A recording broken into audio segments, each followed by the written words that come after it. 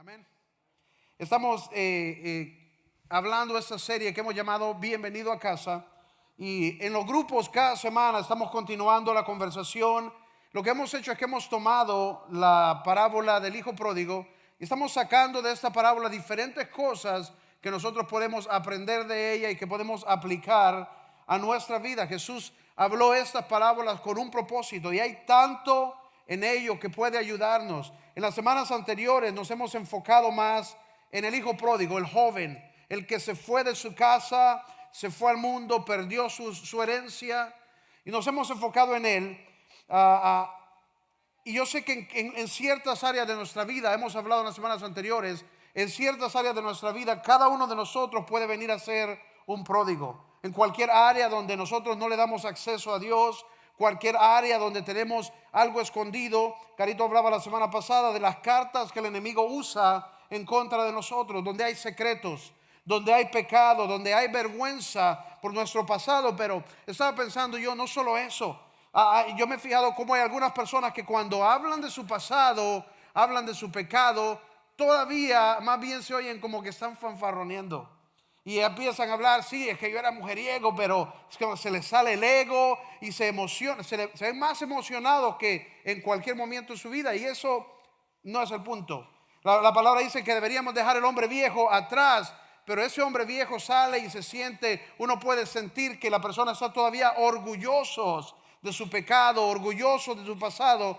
Y esas son las cartas que el enemigo puede utilizar. En esa área nosotros seguimos y podemos seguir siendo un pródigo. En cualquier área donde queremos estar alejados de Dios, cualquier área donde queremos a Dios fuera de ella, cualquier área donde queremos ser independientes de Dios. Amén. Y cada uno de nosotros entonces necesitamos trabajar en esas áreas para abrirnos a Dios, para entregárselas a Dios.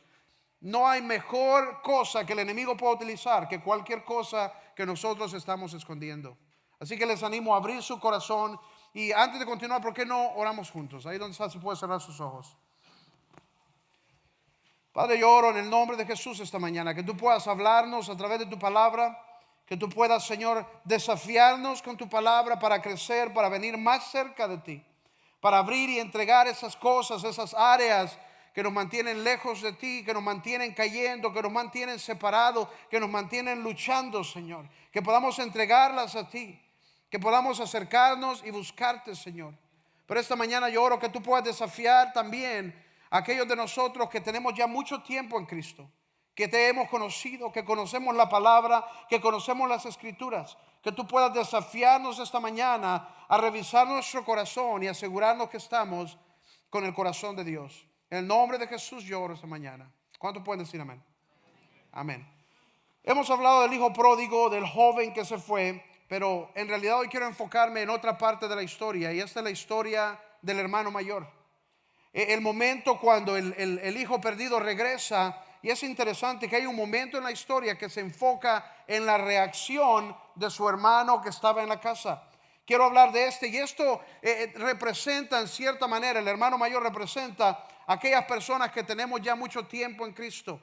Aquellos que tal vez no vamos a salir hoy y perdernos en el mundo, pero estamos en la iglesia por mucho tiempo, pero necesitamos revisar si nuestro corazón está en el lugar correcto. No vamos a salir corriendo de la iglesia, no vamos a abandonar a Cristo, pero quiero que hablemos de algo, porque cada uno de nosotros tiene que cuidarse de no llegar a un lugar donde tenemos el corazón como estaba el corazón del hermano mayor. Que no lleguemos a una condición donde hay cosas en nuestro corazón que son completamente contrarias a lo que Dios quiere de nosotros o para nosotros. Y lo que vamos a hacer es que vamos a llamar esto el síndrome del hermano mayor. Diga a la persona que está a su lado: cuídate del síndrome del hermano mayor. No, pero es que ustedes andan bien tímidos, no me ayuda. Yo quiero que se lo diga a usted como que si es pandemonio, como que se va a regar esto, ¿verdad? Cuídate del síndrome del hermano mayor.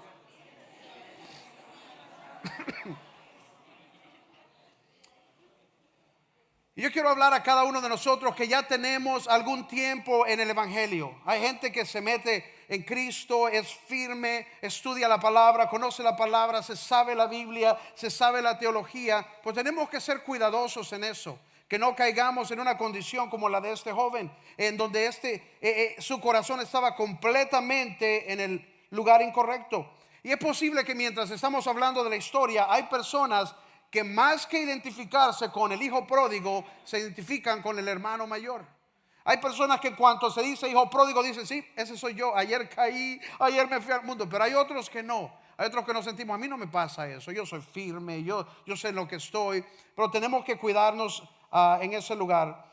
En esta historia, el hermano mayor representa para nosotros a cada creyente. Pero en el tiempo de Jesús, cuando Jesús está contando la historia, el hermano mayor representa a los fariseos. Es ahí donde nosotros tenemos que tener cuidado.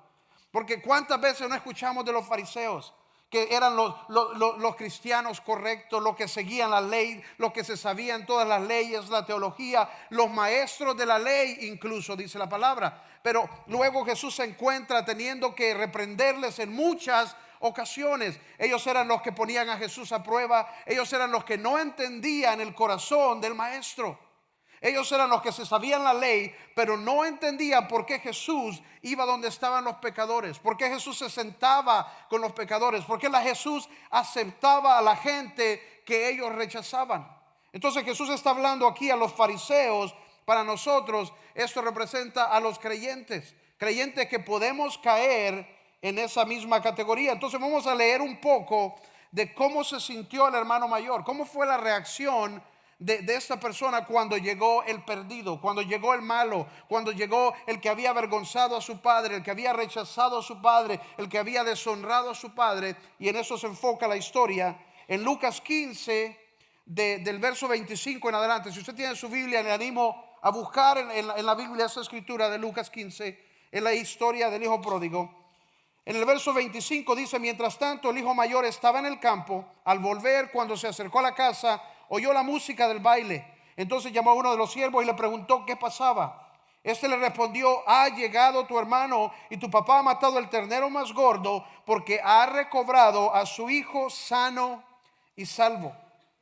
Esa es la noticia. Tu padre ha hecho fiesta porque regresó el que estaba perdido, y regresó sano y salvo. Pero ven el verso 28. Si la podemos poner en la pantalla sería bueno.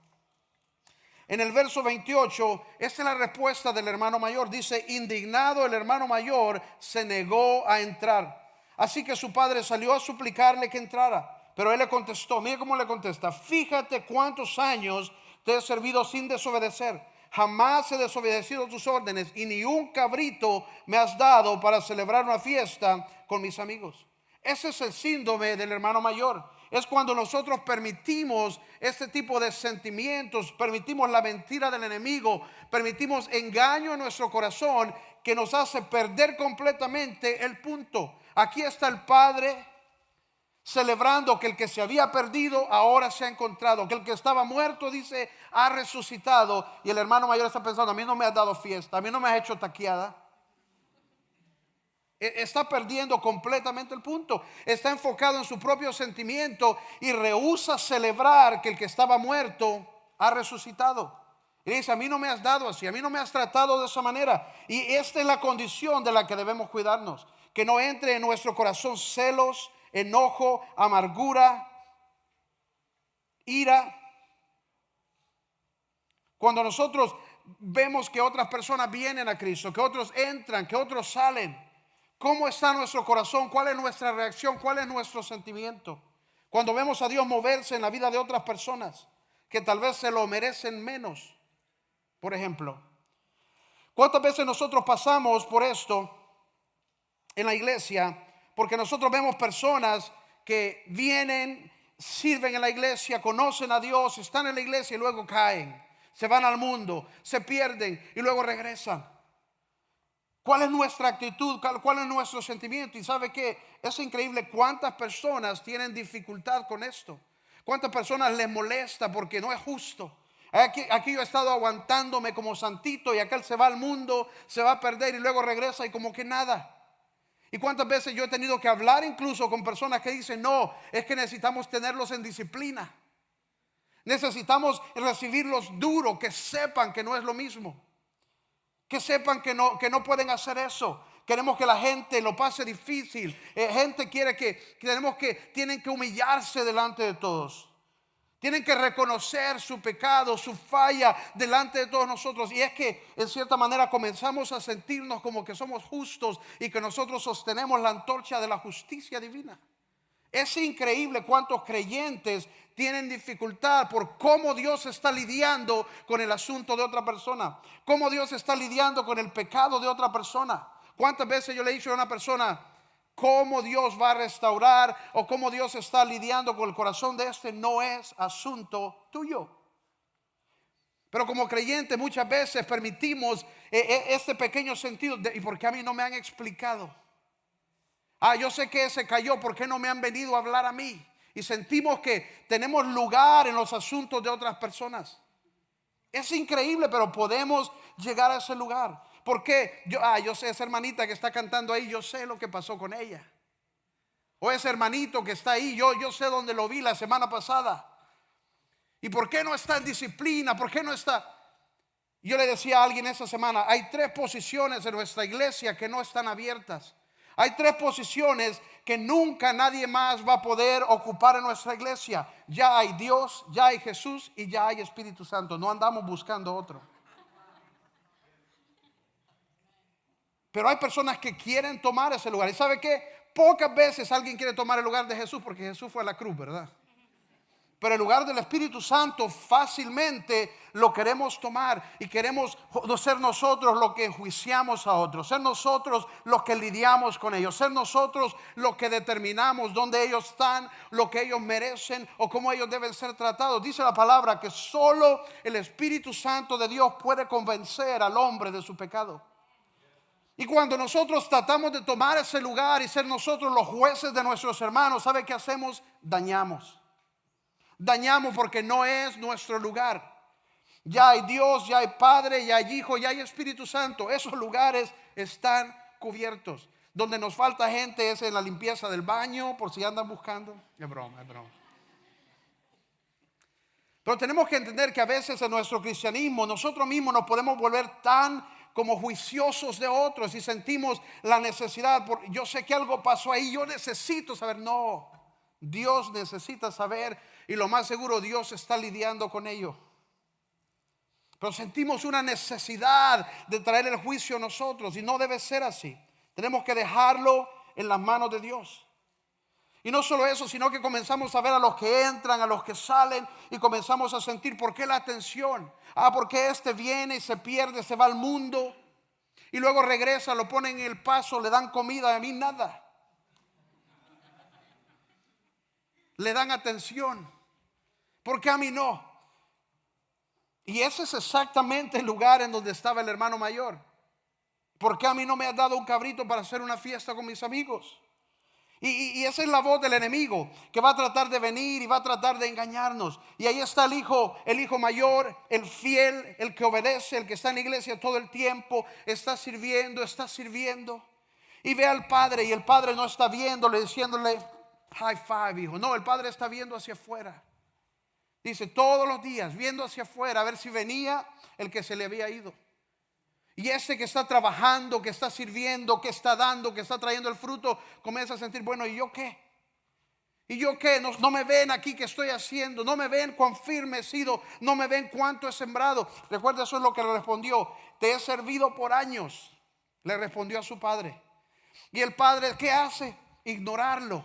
Se va y se queda buscando cada tarde su corazón, esperando al que se le había ido.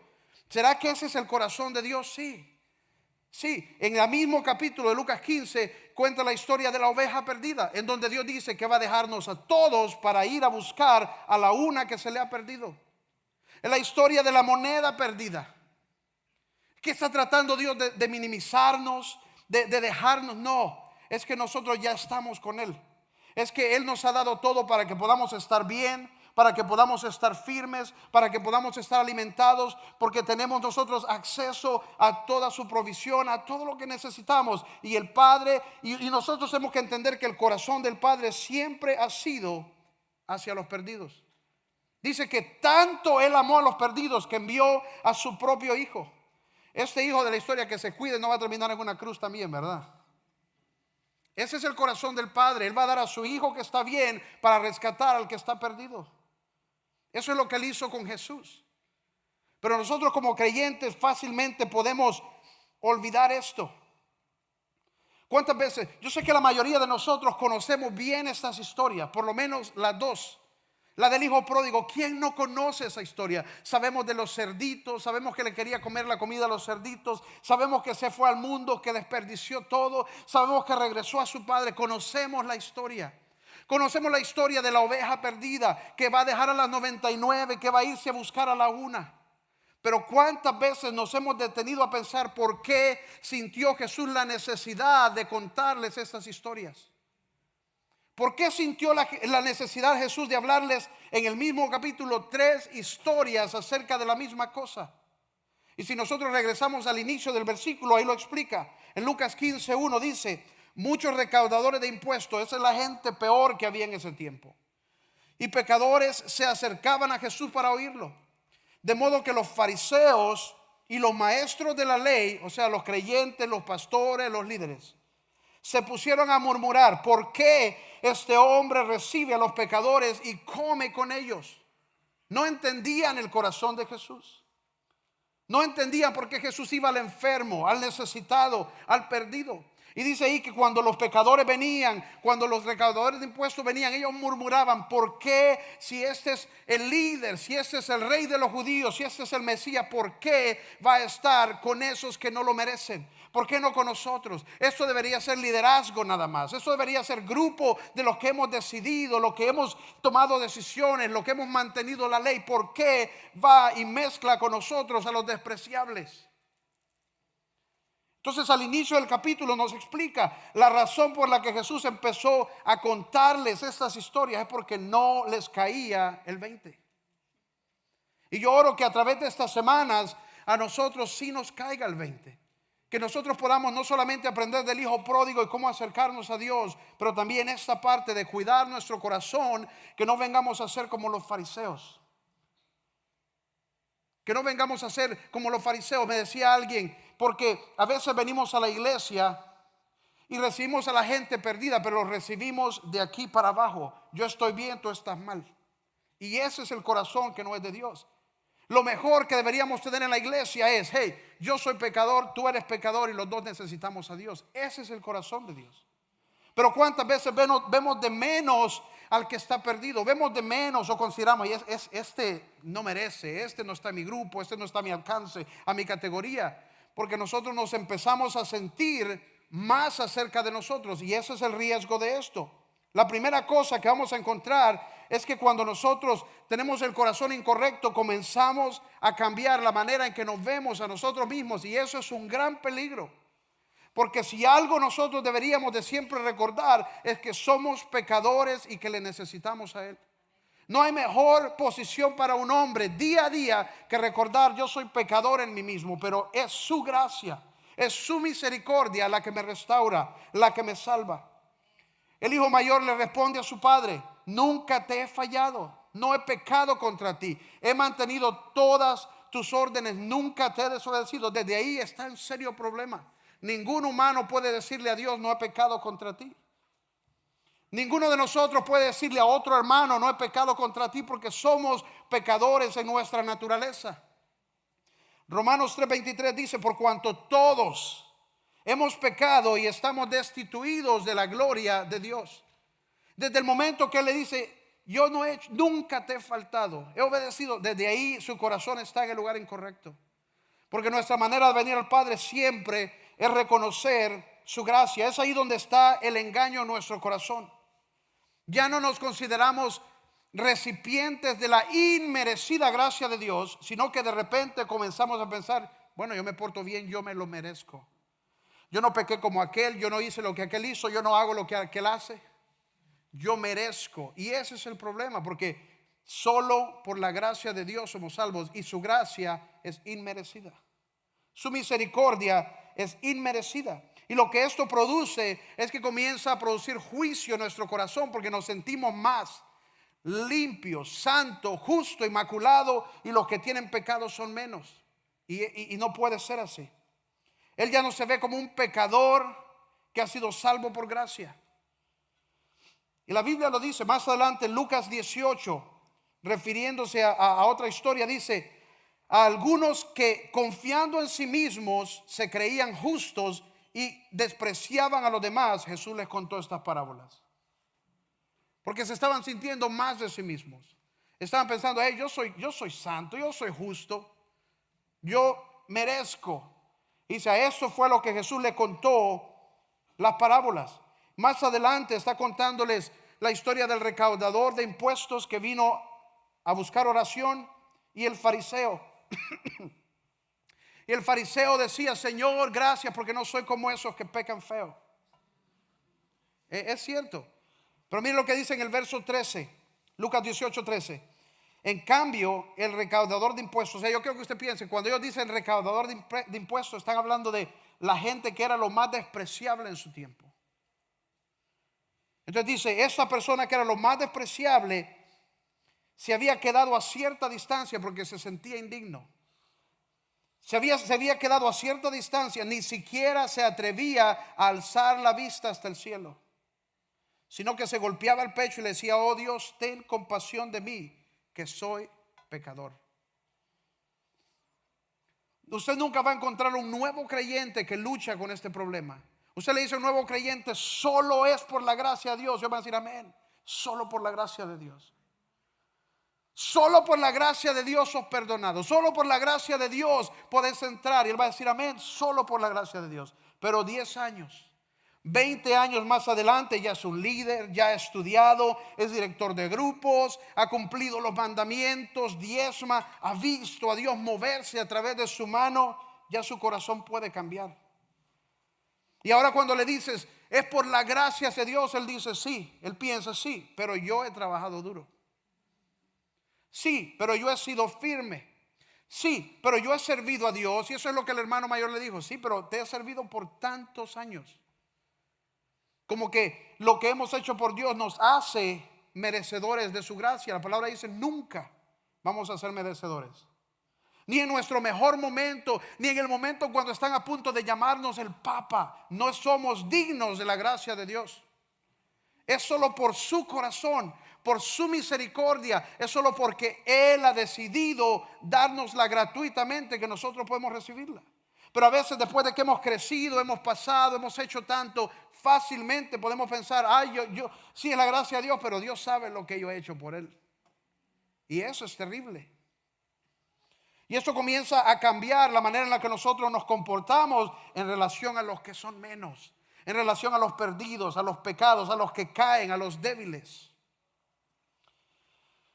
En el libro de Lucas 7 hay una historia, y aquí dice que uno de estos fariseos invitó a Jesús a su casa a cenar.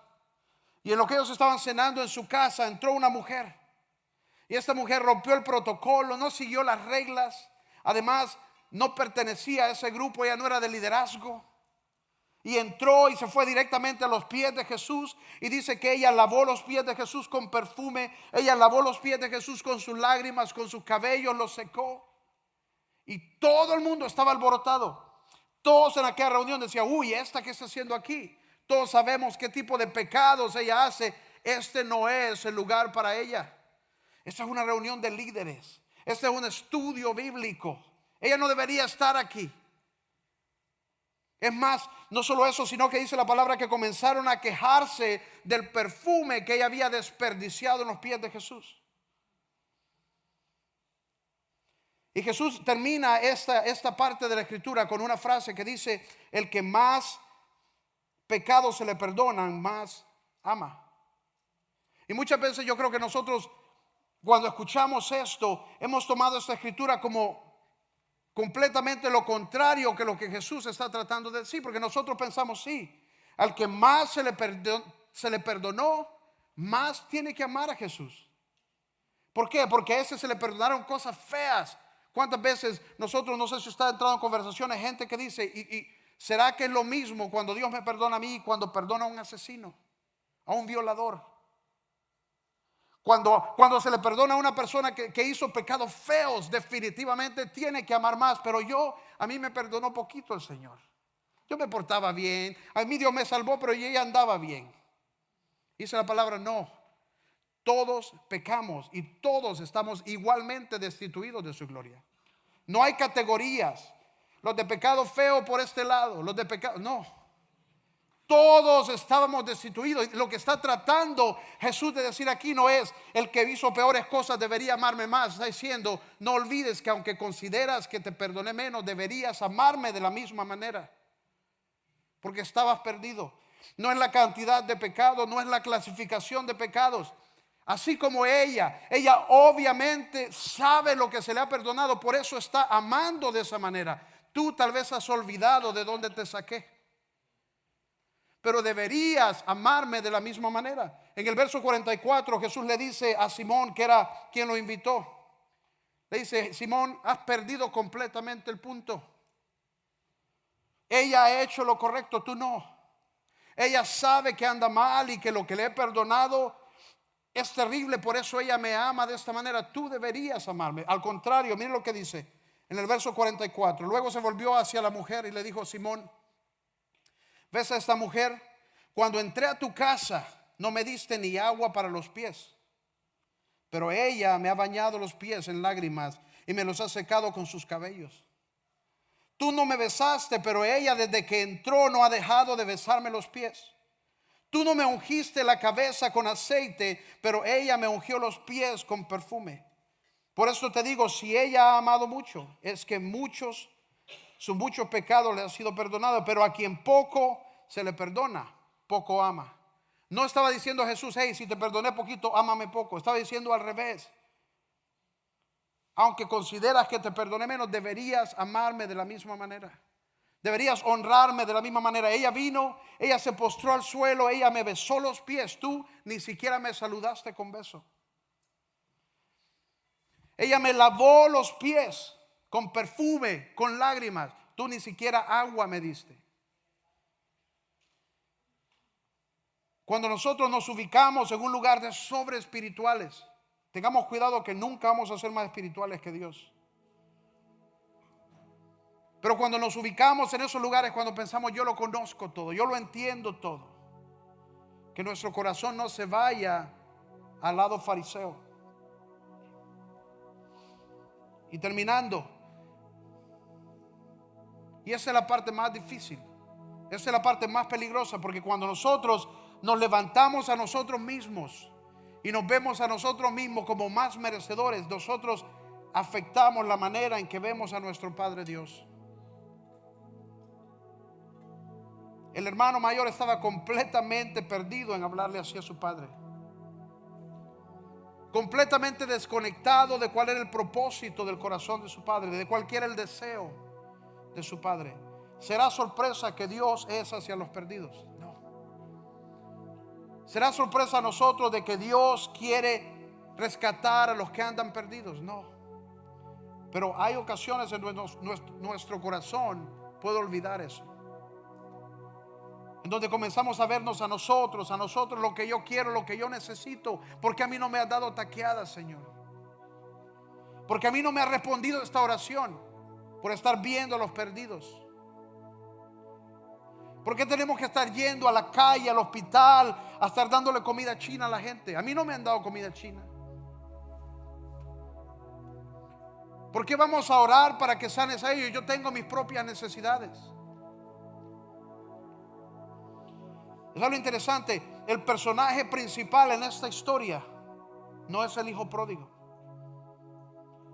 El personaje principal en esta historia no es el hermano mayor. El personaje principal es el padre. Lo que Jesús quería recordarles es cuál es el corazón del padre, porque eso es lo que ellos no podían ver. Ahí estaba Jesús con los pecadores, dice, con los recaudadores de impuestos, y ellos no entendían por qué. Y todas estas historias Él se las contó para recordarles cuál es el corazón del Padre. Segunda de Pedro 3:9 dice: el Señor no tarda en cumplir su promesa, según algunos entienden la tardanza. Hay gente que dice: Señor, ya manda tu látigo sobre ese hermano, ya basta. Peca y cae, Señor. Y dice: el Señor no se tarda en cumplir su promesa. Más bien lo que tiene es paciencia con ustedes, porque no quiere que nadie perezca, sino que todos se arrepientan. Ese es el corazón de Dios. Es que nadie se pierda. El problema es cuando nosotros tenemos este síndrome del hermano mayor, es que estamos enfocados no en ellos, no en lo que Dios quiere, está enfocado en mí, lo que yo quiero, lo que yo estoy pasando. Yo soy el bueno, Él es el malo. Señor, yo te he servido, ellos andan perdidos. Y ¿sabe qué es lo terrible? Que no solo es hacia la gente que está fuera perdida, sino hacia los hermanos que a veces están más débiles.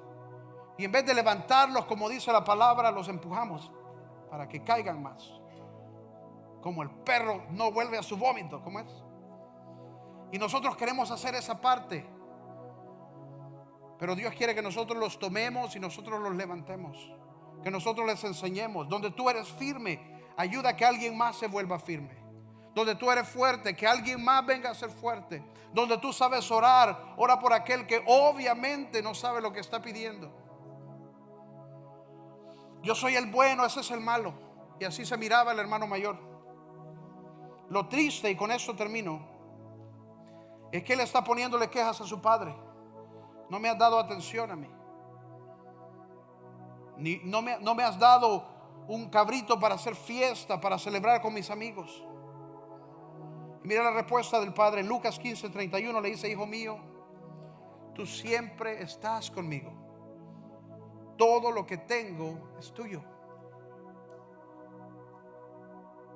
Todo lo que tengo es tuyo. Pero como él tenía conflicto en su corazón, no se dio cuenta de que todo era suyo.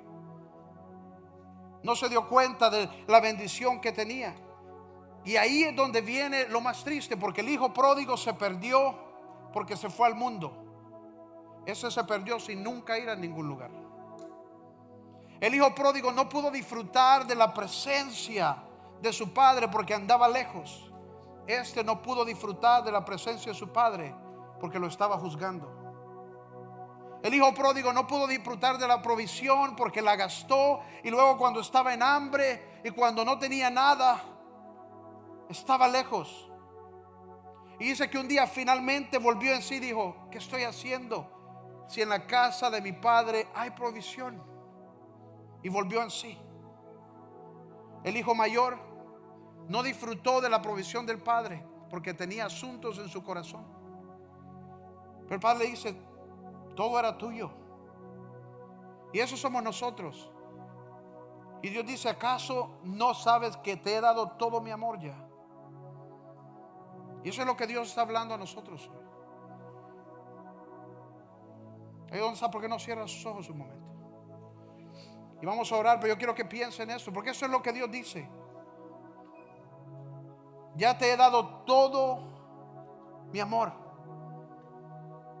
Ya te he dado todo lo que es mío. Dice: todas las promesas de Dios son sí y amén para los que estamos en Él.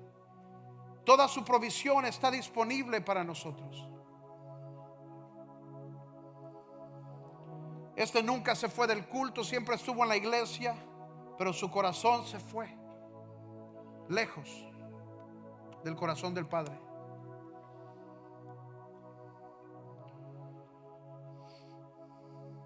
Yo quiero que tú consideres ahí donde estás. Porque hay momentos en los que vamos hacia este lugar en nuestro corazón y comenzamos a juzgar a otros. Comenzamos a pensar: Señor, yo sé cuál es el trato que este necesita. Lo que debemos cuidar es que nuestro corazón esté en acuerdo con el propósito de Dios. Y el propósito de Dios no va a cambiar. Dice: Él envió a su Hijo para que todo aquel que en Él crea no se pierda, mas tenga vida eterna. Y todo lo que Dios quiere hacer a través de nosotros siempre va a tener que ver con que ellos vengan hacia Cristo, con que nadie se pierda, pero que pueda encontrarse con la vida eterna. Padre, yo oro esta mañana que tú puedas ayudarnos a revisar nuestro corazón, y aquellos que decimos: Señor, yo tengo tiempo de conocerte, soy firme, que podamos cuidar nuestro corazón de no volvernos fariseos, pero que podamos siempre ser sensibles a tu corazón, a tu mover, que podamos ser sensibles a tu corazón hacia otras personas, Que no lo veamos de arriba hacia abajo porque tú nos ves iguales. Que no despreciemos, que no rechacemos, porque todos necesitamos un Salvador. Acércanos a tu corazón, Señor, en el nombre de Jesús. Y si hay personas aquí que en lo que hemos estado hablando dicen: yo soy el pródigo, ni siquiera he regresado al Padre, pero Dios te ha estado hablando, ahí donde estás, yo quiero invitarte hoy para que tú puedas responderle a Dios. Si Dios está hablando tal vez esta semana o las semanas anteriores y sabes que necesitas tomar una decisión para entregar tu vida a Dios, así como el hijo pródigo volvió en sí mismo, que tú puedas volver al Padre. Ahí donde estás, solo repite esta oración conmigo. Dile: Padre Dios, yo abro mi corazón para creer que necesito un Salvador, para creer que Jesús es el camino hacia mi Padre, el camino hacia mi salvación. Te pido que perdone mi pasado, que perdone mis pecados y que me ayudes a acercarme a ti y a conocer tu corazón. En el nombre de Jesús oramos. Amén. Amén.